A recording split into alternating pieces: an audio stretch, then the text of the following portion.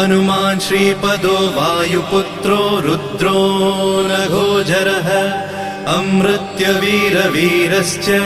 ग्रामवासो जनाश्रयः धनदो निर्गुणः शूरो वीरो निधिपतिर्मुनिः पिङ्गाक्षो वरदो वाग्मी सीताशोकविनाशकः